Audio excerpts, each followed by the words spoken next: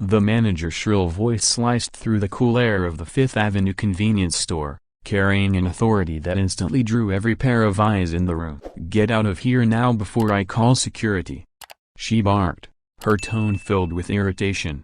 The glossy marble floor reflected the store's bright lights, but to 10-year-old Jamal Washington, it felt like he was standing on burning coals.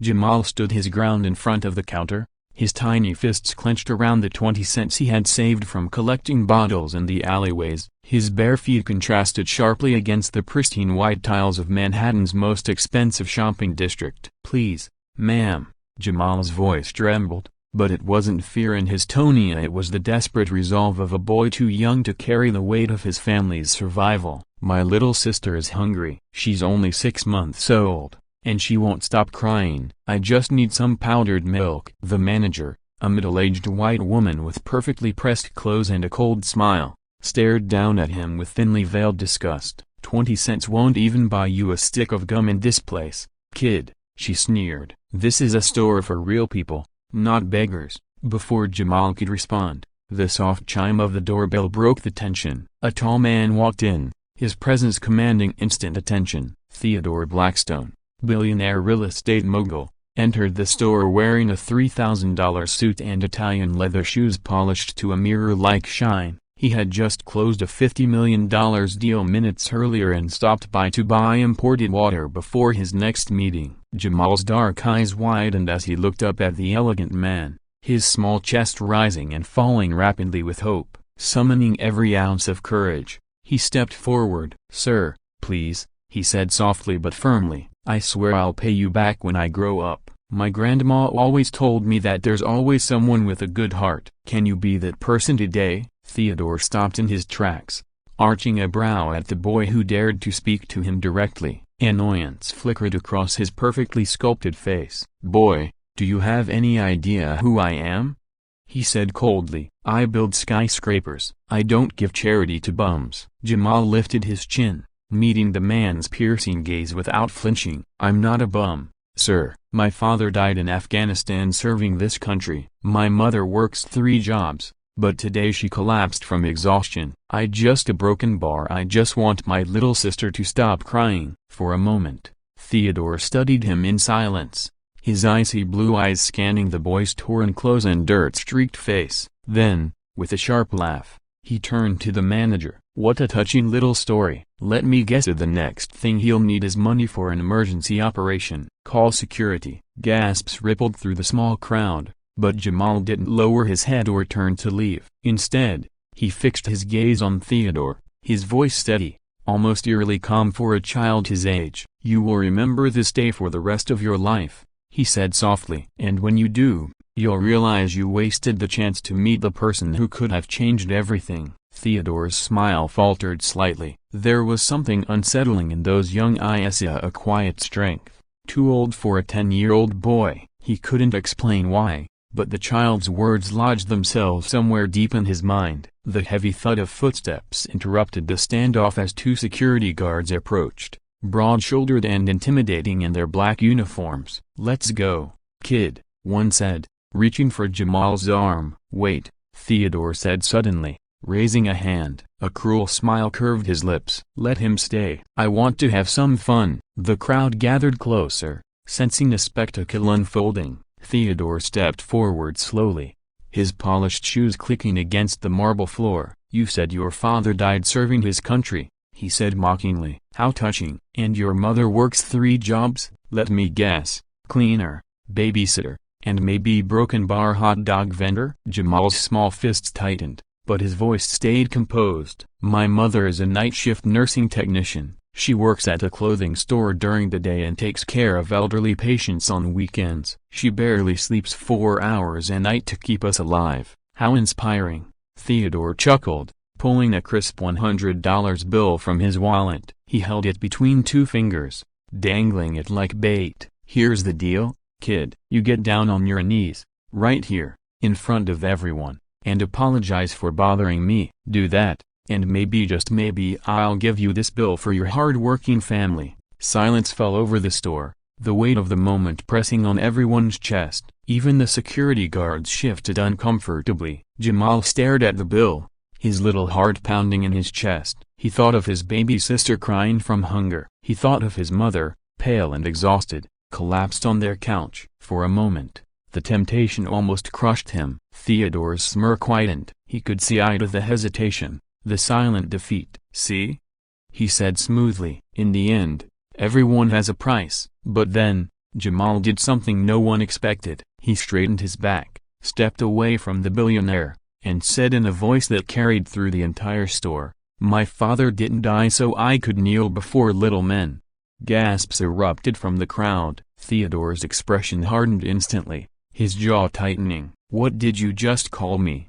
he hissed. "You heard me," Jamal replied, his voice unwavering. He slipped the 20 cents back into his pocket and took a deep breath. "My father was Sergeant David Washington, 2nd Infantry Division. He taught me that a man is measured by his character, not the size of his bank account. And from where I'm standing, you're the poorest man I've ever met." Whispers rippled through the room. Some customers clutched their phones tighter, recording every second. Theodore's cheeks flushed crimson as he stepped closer, his voice dropping into a low, threatening growl. "You don't know who you're talking to, kid. I can destroy your family with one phone call." "Where does your mother work?" "Metropolitan Hospital," Jamal said firmly. Theodore leaned in, his breath icy. "One word from me, and she's fired tonight." Jamal's throat went dry, but he didn't let it show. "You can try," he said calmly, "but then you'd have to explain why a billionaire cares so much about a 10-year-old boy who just wanted milk for his sister." A ripple of laughter spread among the onlookers. Theodore's jaw tensed,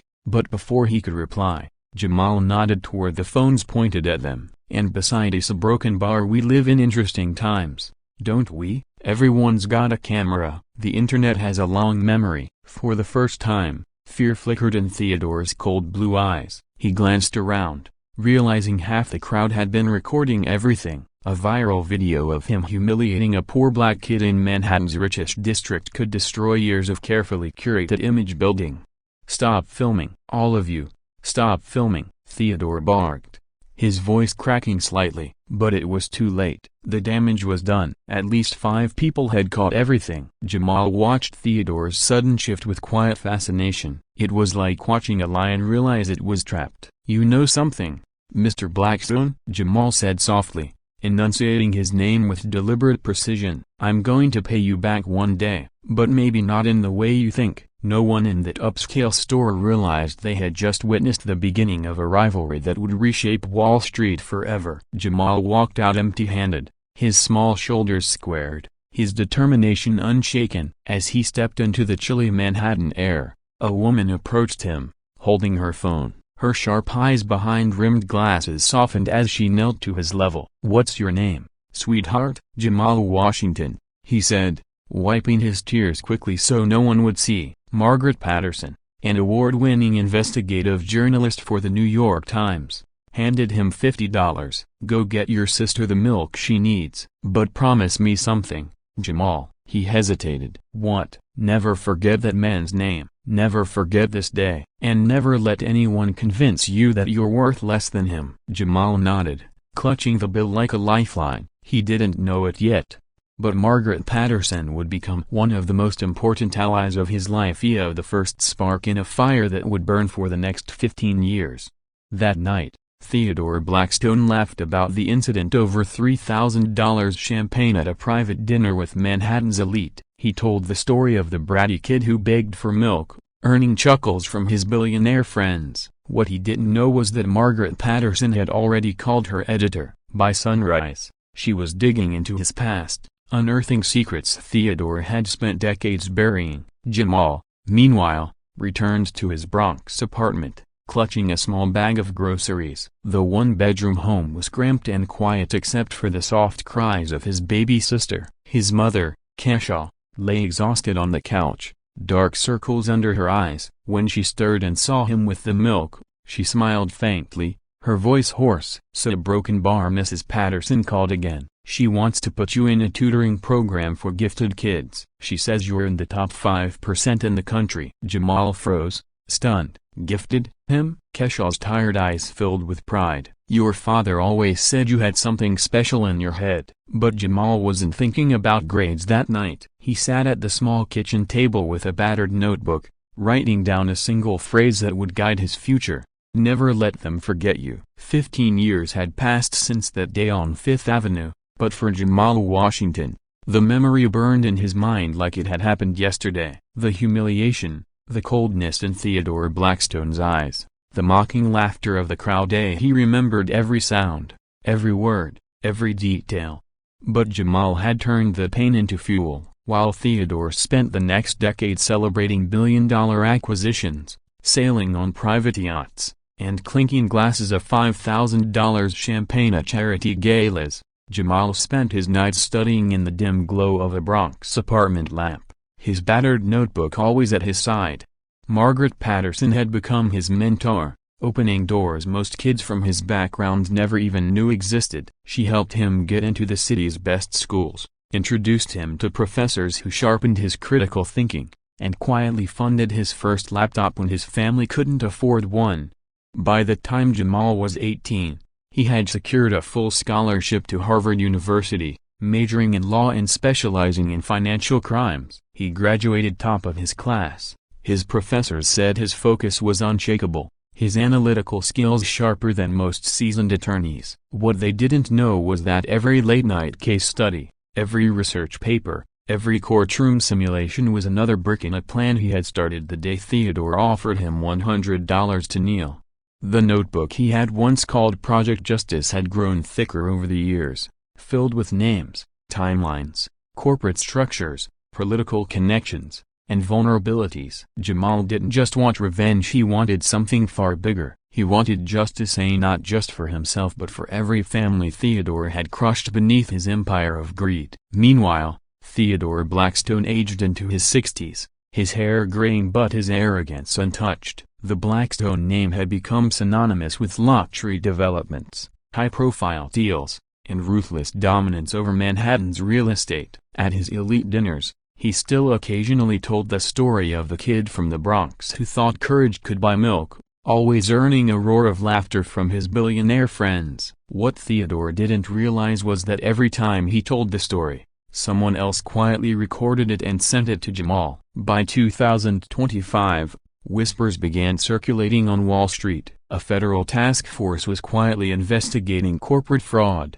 and although no names were mentioned publicly, rumors tied the operation to one of the city's biggest real estate empires. Theodore scoffed at the idea. They wouldn't dare, he told his board members. I own half the judges in this city. But power built on intimidation has cracks, and Jamal had spent 15 years finding them. On a cold Tuesday morning, as Theodore stared out from the 50th floor of the Blackstone Tower overlooking Park Avenue, his secretary stepped into the office, pale as a ghost. Mr. Blackstone, a broken bar, the FBI is here, she whispered, her voice trembling. Theodore turned sharply. What? That's impossible. For what? Before she could answer, the door opened, and 3 federal agents stepped inside, badges gleaming. Behind them walked a tall man in a navy blue tailored suit, carrying a sleek leather briefcase. The agent stepped aside as the man entered, his polished shoes silent on the marble floor. Theodore's breath caught in his throat. Jamal Washington, now 25, stood before him. His posture radiated calm authority, his sharp jawline and confident eyes a stark contrast to the barefoot boy Theodore had mocked 15 years ago.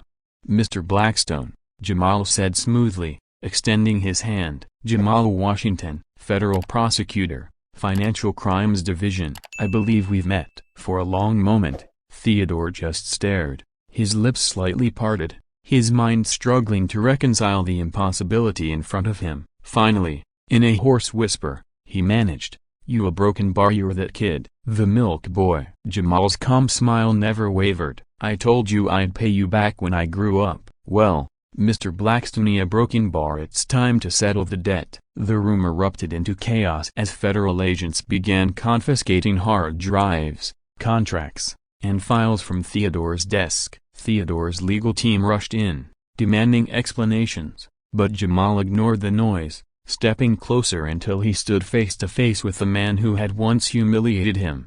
For the past 15 years, Jamal began quietly, his voice smooth but edged with steel. "I've studied everything you've ever done, every offshore account, every bribe, every eviction, every family you destroyed. I've traced the shell companies you thought were invisible, tracked the political favors you bought, and documented every illegal acquisition your empire was built on."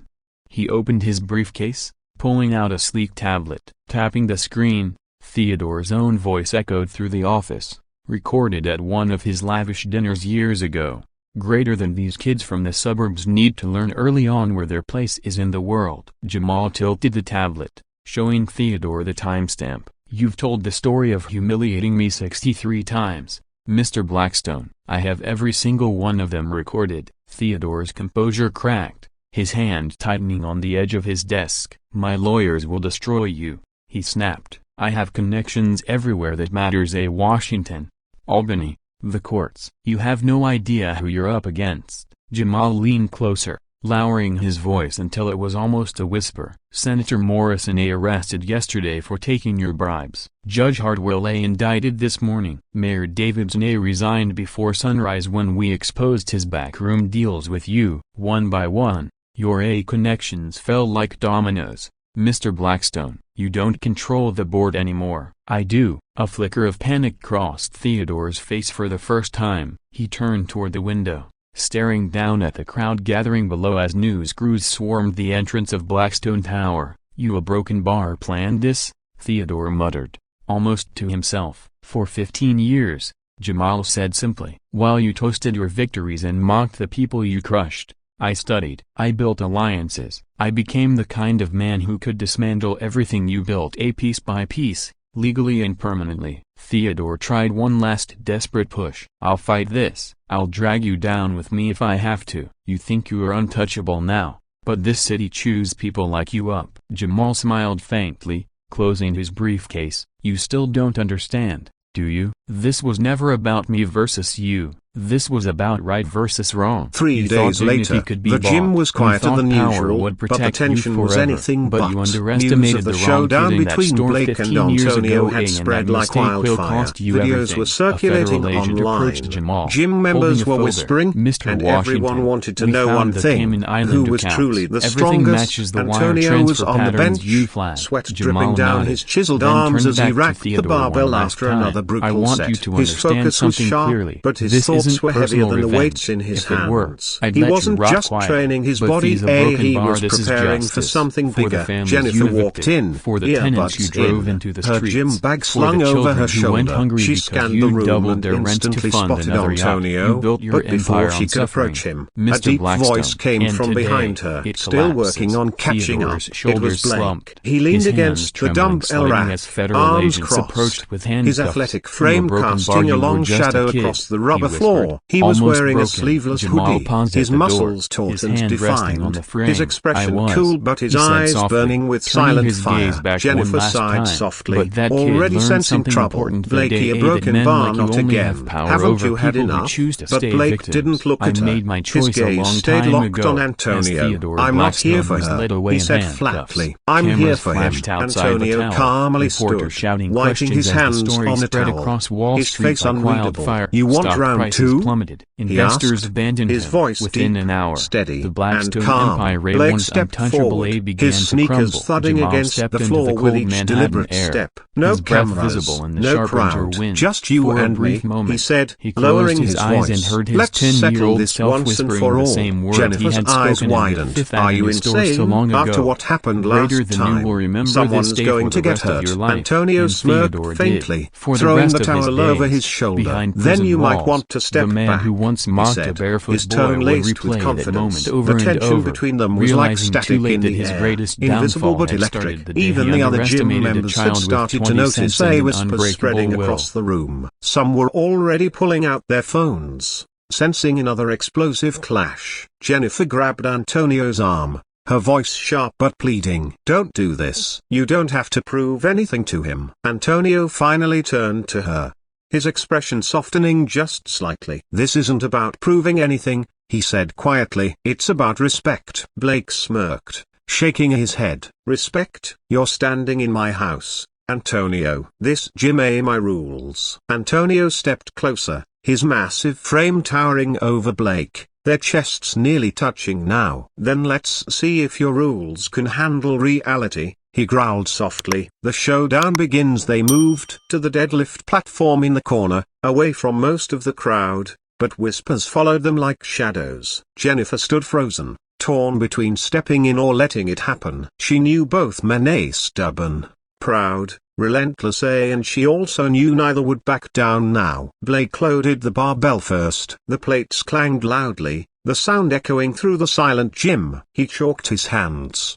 rolled his shoulders, and set his stance. His breathing deepened, each inhale sharp, each exhale controlled. With one explosive motion, he ripped the weight off the floor, his muscles straining under the pressure, veins bulging like steel cords. Slam! The bar hit the platform, rattling the ground beneath everyone's feet. Blake stepped back, his chest heaving, his glare locked on Antonio. Antonio didn't say a word. He stepped forward, cool and composed, adding 2 more plates on each side without hesitation. The crowd gasped softly. Jennifer covered her mouth, shaking her head. Antonio crouched low, gripping the bar. His knuckles turned white.